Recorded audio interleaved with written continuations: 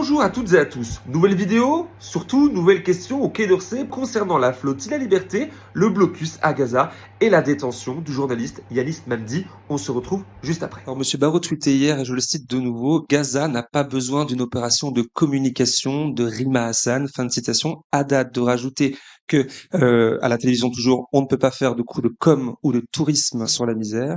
Comment expliquez-vous que des ministres français, dont celui des Affaires étrangères, reprennent à lexique des éléments de langage du pouvoir d'extrême droite israélien dans les médias français?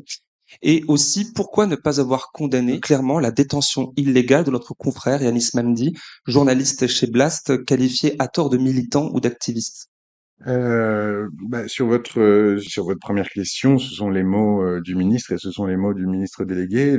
C'était les mots du ministre hier lors des questions au gouvernement qui ont eu lieu à l'Assemblée nationale, et je vais pas plus commenter ce qu'il a dit parce que ça me semble suffisamment explicite.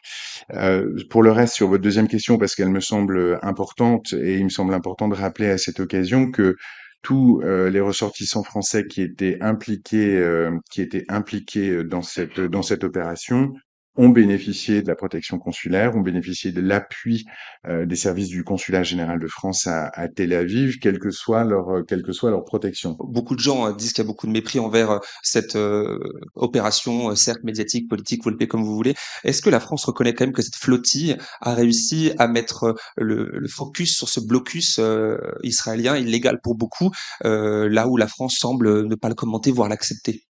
Moi, ce que je vous dis simplement sur cette question-là, c'est qu'encore une fois, l'implication du réseau diplomatique et consulaire français a été absolument totale, et que une protection consulaire a été faite, a été donnée, a été réalisée pour l'ensemble des 6 qui étaient concernés par l'opération. Mais l'opération, là, vous répondez pas à la question. Est-ce que vous saluez, pourquoi pas, vu que la France s'attache beaucoup à l'intérêt à la défense du droit international, est-ce que la France pourrait dire au moins cette opération humanitaire, médiatique, a au moins eu cet intérêt de mettre le focus sur ce problème, cet énorme problème de blocus? Moi, je vous dis simplement que, encore une fois, la diplomatie française a fait son devoir en l'espèce et a assuré la protection consulaire de ressortissants qui étaient retenus. Comme vous l'avez vu, aucune réaction, aucune réponse à mes questions pourtant claires et précises, ainsi que sur mes relances. Aucune réaction sur le fait qu'Israël détienne illégalement un journaliste français et donc contrevient au droit et à la liberté de la presse et d'informer. Aucune réaction sur le fait que cet État viole le droit international que pourtant la France défend sur bien d'autres dossiers dans le monde. Et aucun commentaire sur le fait que des ministres français parlent comme des ministres israéliens. Bref, tout ça est absolument fou et il n'y a pas là l'ombre d'une réponse aux questions claires du journaliste que je suis et des journalistes qui sont dans la salle à ce moment-là.